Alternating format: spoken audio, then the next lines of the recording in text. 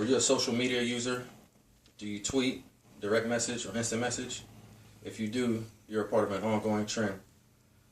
47% of American adults use social network sites like Twitter, Facebook, LinkedIn, and Classmates.com.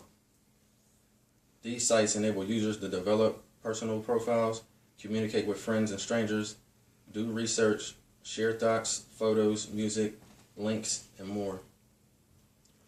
Social networking sites are a top news source for 28% of Americans, ranking slightly below newspapers, which is at 29%, and above radio and print publications, which are 19 and 6%. CNN reports that 35 global heads of state, every U.S. cabinet agency, 84% of the U.S. state governors, every major candidate for U.S. president, and more than 40% of top global religious leaders are on Twitter. As with anything, there are pros and cons. Some social media doubters will say that social media enables the spread of unreliable and false information. For instance, back in September 2012, there were false reports of fires and shootouts in Mexico City on Twitter that caused panic, over 3,000 phone calls to the police, and school closings. This is no different than false reports on the news. What sets it apart is the fact that social media news reaches the large number of people instantly. Another issue is that some people believe social media lacks privacy.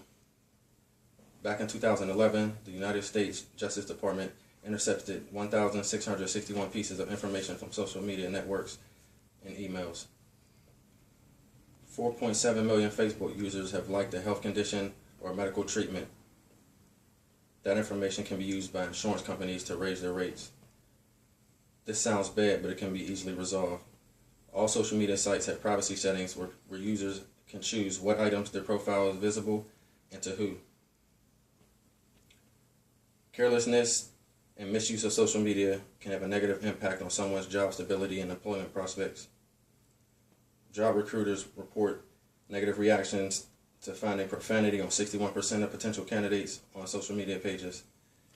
They also reported illegal drugs on 78%, sexual content on 66%, pictures of or with alcohol on 47%, and religious content on 26% of potential employees' pages. Social media is not all bad. CNN also reports that over 50% of people learn about breaking news from social media. Also, 65% of traditional media reporters and editors use sites like Facebook and LinkedIn for researching stories, and 52% also use Twitter. Social networks have proven to be beneficial to students. 59% of college students with internet connections report using social networks to discuss educational topics, and 50% use the sites to discuss school assignments.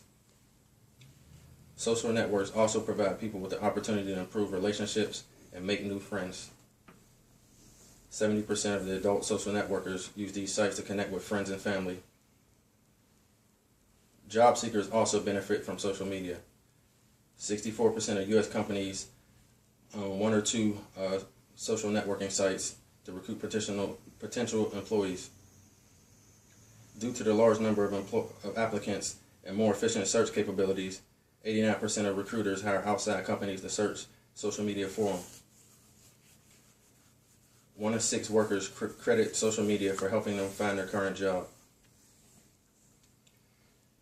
Back in July of 2012, Americans spent 74 billion minutes on social media via a home computer, 40.8 billion minutes via apps, 5.7 billion minutes via mobile web browser, for a grand total of 121 billion minutes using social media, all in 1 month. Its usage is increasing rapidly, and that is something that I believe to be good. Just like anything else, if it's used responsibly and appropriately, its positive outweighs negatives. Any questions? No. That was almost fun.